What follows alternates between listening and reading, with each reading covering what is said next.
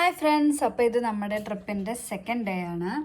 Second day morning നമ്മൾ breakfast കഴിച്ചിട്ട് വന്നു. സത്യത്തിൽ ഇതിപ്പോൾ നമ്മൾ ഫ്രാൻസിലാണ് നിൽക്കുന്നത്. ഇതിപ്പം ഫ്രാൻസ് ആണ്, അതായത് സ്വിറ്റ്സർലൻഡ് ഫ്രാൻസ് ബോർഡറൊക്കെ ആയിട്ട് വരും.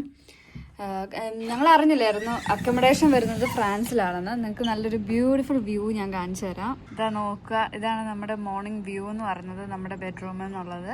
ബെഡ്റൂം ഒരു 4 സ്റ്റാർ ഒരു ടൈപ്പ് ഓഫ് ബെഡ്റൂമൊക്കെ ആയിരുന്നു. അടിപൊളിയായിരുന്നു അക്കോമഡേഷനൊക്കെ. പക്ഷേ എനിക്ക് തോന്നുന്നു ഇന്നും നാളെയും വരുന്നത് 3 സ്റ്റാർ ആയിരിക്കും. കാരണം 3 അല്ലെങ്കിൽ 4 ഒക്കെയാണ് ഇവർ പ്രൊവൈഡ് ചെയ്യുന്നത്. ഇതുവരെ എന്തായാലും നമ്മൾ ഭയങ്കര ഹാപ്പിയാണ്. പ്രത്യേകിച്ച് പ്രശ്നങ്ങളോ കാര്യങ്ങളോ ഒന്നുമില്ല. പിന്നെ ഇന്നലെ വൈകിട്ട് മാത്രം വെതർ ഇച്ചിരി മോശമായിരുന്നു, മഴയുണ്ടായിരുന്നു. ബട്ട് സ്റ്റിൽ ഭയങ്കര എൻജോയ്മെൻ്റ് ഒക്കെ ആയിട്ട് എല്ലാവരും പോയിക്കൊണ്ടിരിക്കുന്നു. അതാ ഇത് പൊളി വ്യൂ അല്ലേ, നോക്കുക അങ്ങ് ദൂരെ. സ്വിറ്റ്സർലൻഡ് എന്ന് പറയുമ്പോൾ 60% മൗണ്ടൻസ് ആണല്ലോ. അപ്പോൾ ഫ്രാൻസ് അടുത്ത് വരുമ്പോഴത്തേക്കിനും കുറേയൊക്കെ ഷെയർഡ് ആയിട്ടുള്ള കുറേ മൗണ്ടൻസും കാര്യങ്ങളും ഒക്കെ ഉണ്ട്. സോ ആ വ്യൂ ഒക്കെയാണിത്. അപ്പോൾ ഇന്ന് നമുക്ക് 2-3 ആക്ടിവിറ്റീസും കാര്യങ്ങളൊക്കെ ഉണ്ട്. സ്റ്റാർട്ടായിട്ടില്ല. ഇവിടുന്ന് ഒരു 8 മണിയാകുമ്പോഴാണ് നമ്മൾ സ്റ്റാർട്ട് ചെയ്യുന്നത്. അപ്പോൾ അങ്ങനെയൊക്കെ പൊയ്ക്കൊണ്ടിരിക്കുന്നു. ഞാൻ എന്തായാലും ഫുൾ റിവ്യൂ ഒക്കെ ഇടാം. കൂടുതലും നമ്മുടെ ഈ പാക്കേജിൽ എടുത്തിരിക്കുന്നത് കുറച്ച് ഏജ് ആയിട്ടുള്ള ആൾക്കാരാണ്. കപ്പിൾസും ഉണ്ട്, എന്നാലും കുറച്ച് കൂടുതലും ഏജ് ആയിട്ടുള്ള ആൾക്കാരൊക്കെയാണ് ഉള്ളത്.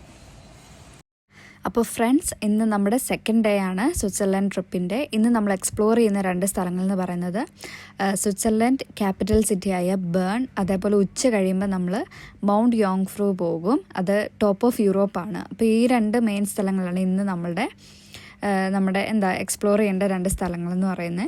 അപ്പോൾ നമ്മൾ യാത്ര ഓൾറെഡി തുടങ്ങിക്കഴിഞ്ഞു. നമ്മൾ സ്വിറ്റ്സർലൻഡ് ഫ്രാൻസ് ബോർഡറൊക്കെ പാസ് ചെയ്താണ് വരുന്നത്. പോകുന്ന വഴികളൊക്കെ പറയണ്ടല്ലോ, അതിമനോഹരമായ കാഴ്ചകളാണ്. ഇഷ്ടംപോലെ കുന്നിൻ ചെരുവുകളും മലകളും അവിടുത്തെ ഓരോ കൊച്ചു വീടുകളും പറഞ്ഞറിയിക്കാൻ പറ്റാത്ത അത്ര അടിപൊളി വ്യൂസാണ്. നമ്മുടെ കണ്ണിന് വിശ്വസിക്കാൻ പറ്റത്തില്ല. ഞങ്ങൾ പരസ്പരം പറഞ്ഞുകൊണ്ടിരുന്ന ഒരു സെൻറ്റൻസ് എന്ന് പറഞ്ഞാൽ, ഇതൊക്കെ ഉള്ളതാണോ, നമ്മളിതൊക്കെ ശരിക്കും കാണുന്നത് തന്നെ അല്ലേ, അത്രമാത്രം മനോഹരമായിരുന്നു.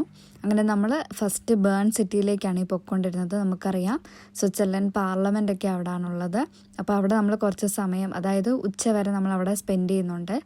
അങ്ങനെ കുറച്ച് സമയത്തെ യാത്രകൾക്ക് ശേഷം നമ്മൾ ബേൺ സിറ്റിയിൽ എത്തിയിട്ടുണ്ട്. അതും ഒരു വ്യത്യസ്തമായ ഒരു സ്ഥലം തന്നെ എന്ന് തന്നെ പറയാം. കാരണം പാർലമെൻറ്റിൻ്റെ ഫ്രണ്ടിൽ ചെറിയൊരു സിറ്റി സെൻറ്റർ പോലെ, ചെറിയൊരു മാർക്കറ്റ് പോലെ തന്നെ എന്ന് വേണം പറയാം. പല കച്ചവടക്കാർ തേൻ വിൽക്കുന്നു, ബട്ടർ വിൽക്കുന്നു. അങ്ങനെ അവരുടെ പിന്നെ ഈ ആയുർവേദിക് നേച്ചർ ഫ്രണ്ട്ലി ആയിട്ടുള്ള എന്തൊക്കെയോ സംഭവങ്ങൾ അവരവിടെ പാർലമെൻറ്റിൻ്റെ ഫ്രണ്ടിൽ തന്നെ അവർ കച്ചവടം ചെയ്യുന്നു. അതൊക്കെ ഭയങ്കര വ്യത്യസ്തമായിട്ട് നമുക്ക് തോന്നി. പിന്നെ ചെറിയൊരു ഏരിയയിൽ കുറേ ആടുകൾ, അവിടെ കുഞ്ഞു കുട്ടികൾക്ക്, അതായത് 1 വയസ്സ് 2 വയസ്സൊക്കെ ഉള്ള പിള്ളേർക്ക് അതിനകത്തേക്ക് കയറി ആടിനെ ഫീഡ് ചെയ്യുക. അതായത് പുല്ല് വൈക്കോലൊക്കെ ഇട്ട് കൊടുക്കാം, ആടിനെ തൊടാം. അപ്പോൾ കുറേ അമ്മമാർ കുറേ കുട്ടികളൊക്കെ ആയിട്ട് അവിടെ വന്നിട്ടുണ്ട്. അങ്ങനെയൊക്കെ മനോഹരമായ കുറേ കാഴ്ചകൾ നമ്മൾ കണ്ടു. കൂടുതലും അവിടുത്തെ സിറ്റിസൺസ് ആണ് ഈ മാർക്കറ്റിലൂടെ പോകുന്നത്. പിന്നെ ടൂറിസ്റ്റുകൾ ചിലർ സാധനങ്ങളൊക്കെ മേടിക്കുന്നുണ്ട്. അങ്ങനെ നമ്മൾ അവിടുത്തെ കാഴ്ചകളൊക്കെ കണ്ട് നടന്നു. ഉച്ചയായപ്പോൾ നമ്മൾ ചെറിയൊരു സാൻഡ്വിച്ച്, ഒരു ബർഗർ എന്തോ മേടിച്ച് കഴിച്ചു. വീണ്ടും അവിടുത്തെ ചെറിയ സ്പോട്ടുകളൊക്കെ നമ്മൾ പോയി കണ്ടു. അങ്ങനെ ഉച്ചയ്ക്ക് ശേഷം വീണ്ടും നമ്മുടെ യാത്ര തുടങ്ങി. ഇപ്പം നമ്മൾ പോകുന്നത് മൗണ്ട് യോങ്ഫ്രൂവിലേക്കാണ്. അത് നമ്മുടെ ഈ പാക്കേജിൻ്റെ കൂടെ ഒരു എക്സ്ട്രാ ഓപ്ഷനായിട്ട് വരുന്നതായിരുന്നു. വേണ്ടവർക്ക് എടുക്കാം, അല്ലാത്തവർക്ക് ആ സമയം ഫ്രീ ടൈമാണ്. അവർക്ക് സ്വന്തമായിട്ട് ട്രെയിൻ എടുത്ത് സ്വന്തമായിട്ട് യാത്ര ചെയ്യാം, അങ്ങനെയൊക്കെ. അപ്പം നമുക്ക് ചെറിയൊരു പാസ്പോർട്ടും ടിക്കറ്റും കിട്ടിയിട്ടുണ്ട്. പാസ്പോർട്ട് എന്ന് പറയുമ്പോൾ ചെറിയൊരു ബുക്ക്ലെറ്റാണ്. ഓൾ ഡീറ്റെയിൽസ് ഓഫ് മൗണ്ട് യോങ്ഫ്രൂ എന്ന് വേണം പറയാം. നല്ലൊരു ഭംഗിയുള്ളൊരു റെഡ് കളറിൽ. പിന്നെ നമ്മൾ കേബിൾ കാർ എടുത്തിട്ട് കുറച്ച് നേരം യാത്രയുണ്ട്. കാരണം നമ്മൾ ഈ ടോപ്പ് ഓഫ് യൂറോപ്പിലേക്കാണ് പോകുന്നത്. അത് അത്യാവശ്യം സമയമെടുക്കും. അതേപോലെ തന്നെ ഒരുപാട് ഉയരത്തിലാണ് അതിരിക്കുന്നത്. അപ്പോൾ നമ്മൾ കേബിൾ കാർ എടുത്ത് പകുതി ദൂരം പോകും. പിന്നീട് ഒരു അരമണിക്കൂർ നമ്മൾ ട്രെയിനിലും പോകും. അങ്ങനെയാണ് നമ്മുടെ യാത്ര. അപ്പോൾ കേബിൾ കാറിൽ ഇരുന്നുകൊണ്ടുള്ള ഓരോ കാഴ്ചകൾ അതിമനോഹരമായിരുന്നു. അങ്ങനെ നമ്മൾ ഉയരങ്ങളിലേക്ക് ഇങ്ങനെ കയറിക്കൊണ്ടിരിക്കുകയാണ്. പിന്നെ അറിയാലോ, ഉയരം കൂടുന്നതോറും തണുപ്പും കൂടുന്നുണ്ട്. അപ്പോൾ ഇത് നമ്മൾ പാക്കേജിൽ ഈ മൗണ്ട് യോങ്ഫ്രൂ ഈ എക്സ്കർഷൻ ആഡ് ചെയ്യുമ്പം 150 പൗണ്ട് ഏകദേശം അത്ര ആയായിരുന്നു. അപ്പം 48 പേരടങ്ങുന്ന ഈ ഒരു പാക്കേജിൽ ഒരു 10-15 പേര് മാത്രമേ ഇത് എടുത്തിട്ടുള്ളായിരുന്നു. അപ്പോൾ ടൂർ ഗൈഡ് നമ്മുടെ കൂടെ തന്നെയാണ് വന്നത്. ബാക്കിയുള്ളവർക്ക് ആ സമയം ഫ്രീ ടൈം കൊടുത്തു. അവർക്ക് ട്രെയിൻ എടുത്ത് ഏറ്റവും മനോഹരമായ വില്ലേജൊക്കെ ഉള്ളത് ആ സ്ഥലത്താണ്, അതിൽ കൂടെയൊക്കെ പോകാം അങ്ങനെ. അപ്പോൾ കേബിൾ കാറിൽ നിന്ന് ട്രെയിൻ എടുത്ത് നമ്മൾ ടോപ്പ് ഓഫ് യൂറോപ്പിലെത്തി. അവിടുത്തെ കണ്ടോ സ്നോഫോളാണ്. നമ്മൾ ആ മൗണ്ടെയിൻ്റെ ഏറ്റവും ടോപ്പിലാണ് നിൽക്കുന്നത്. അപ്പോൾ അവിടെ മഞ്ഞ് പെയ്തുകൊണ്ടിരിക്കുന്നു. 4-5 ലെവലായിട്ട് അവരത് ഡിവൈഡ് ചെയ്തിട്ടുണ്ട്. ഓരോ ലെവലിലും ഓരോ കാഴ്ചകളുണ്ട് നമുക്ക് കാണാൻ. ഐസ് ആക്ടിവിറ്റീസും കാര്യങ്ങളൊക്കെ ഉണ്ട്. പക്ഷേ ഇപ്പം ആക്ടിവിറ്റീസൊക്കെ കുറവായിരുന്നു. വിൻ്റർ ടൈമിലായിരിക്കും കുറേം കൂടി വിൻ്റർ ആക്ടിവിറ്റീസൊക്കെ അവിടെ ഉള്ളത്. എങ്കിലും കുറച്ച് സമയമൊക്കെ നമ്മളവിടെ സ്പെൻഡ് ചെയ്തു. എല്ലാവരുടെ കയ്യിലും ചെറിയൊരു ജാക്കറ്റൊക്കെ ഉള്ളായിരുന്നു. പിന്നെയും കുട്ടികളുള്ളവരാണ് കുറച്ചും കൂടെ വിൻ്റർ ജാക്കറ്റ് അതേപോലെ എല്ലാം ഫുൾ പ്രിപ്പയർഡായിട്ട് വന്നേക്കുന്നത്. ബാക്കി എല്ലാവരും അവരുടെ കയ്യിലുള്ള ചെറിയൊരു ജാക്കറ്റൊക്കെ ഇട്ടുകൊണ്ടാണ് പോയത്. അങ്ങനെ കുറേ സമയം നമ്മൾ അവിടെ സ്പെൻഡ് ചെയ്തു. ഓരോ ലെവലിലും നമുക്ക് ഓരോ കാഴ്ചകളുണ്ട് കാണാൻ വേണ്ടിയിട്ട്. ഐസ് കേവുകളുണ്ട്. ഇത് കണ്ടോ ടോപ്പ് ഓഫ് യൂറോപ്പ് എന്ന് എഴുതിയ ഐസ് കേവിനകത്തുള്ള അവിടെയൊക്കെ നിന്ന് നമ്മൾ ഫോട്ടോസും കാര്യങ്ങളും ഒക്കെ എടുത്തു. ഫ്രീസിങ് എന്ന് പറഞ്ഞാൽ ഭയങ്കര തണുപ്പായിരുന്നു.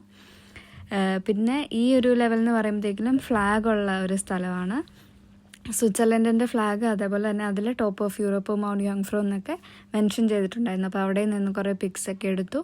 പിന്നെ ഒരു ലെവലെന്ന് പറയുമ്പോഴത്തേക്കിനും ഈ റെയിൽ ഇതുണ്ടാക്കുന്ന സമയത്ത് ഒരുപാട് പേര് മരിച്ചു പോയിട്ടുണ്ട്. പിന്നെ അതിൻ്റെ ഹിസ്റ്ററി കാര്യങ്ങളെല്ലാം അവർ പെയിൻറ്റിങ് പോലെ നല്ല രീതിയിൽ എക്സ്പ്ലെയിൻ ചെയ്ത് വെച്ചിട്ടുണ്ട്. അപ്പോൾ നമുക്ക് ശരിക്കും നമുക്ക് അവരെ അപ്രിഷ്യേറ്റ് ചെയ്യേണ്ട ഒരു കാര്യം തന്നെ.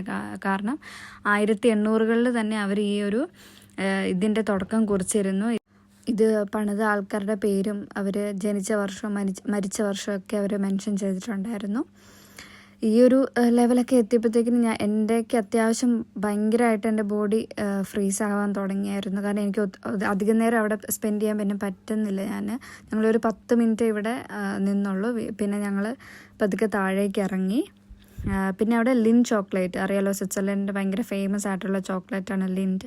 അതിൻ്റെ ഒരു വലിയ ഷോപ്പും ഉണ്ടായിരുന്നു അവിടെ. നമ്മൾ കയറുമ്പോൾ തന്നെ സാമ്പിളായിട്ട് നമുക്ക് കുറച്ച് അവർ തന്നിട്ടുണ്ടായിരുന്നു. നമ്മളത് ടേസ്റ്റ് ചെയ്തു. പിന്നെ ഒരു ചോക്ലേറ്റ് ബാർ നമ്മൾ മേടിച്ചു. അങ്ങനെ ഫുൾ എക്സ്പ്ലോർ ചെയ്ത് തിരിച്ച് വന്നു കഴിയുമ്പോൾ നമുക്കൊരു ചെറിയൊരു പാസ്പോർട്ട് കിട്ടിയെന്ന് പറഞ്ഞില്ല, അത് നമുക്ക് തന്നെ സീൽ ചെയ്യാം. നമ്മളവിടെ വിസിറ്റ് ചെയ്തു എന്നൊക്കെ ഉള്ളതിൻ്റെ ഒരു പ്രൂഫായിട്ട് നമ്മളങ്ങനെ സീലൊക്കെ ചെയ്തു. വീണ്ടും നമ്മൾ താഴേക്ക് ഇറങ്ങി ട്രെയിൻ എടുത്തു ആദ്യം, പിന്നെ കേബിൾ കാറും.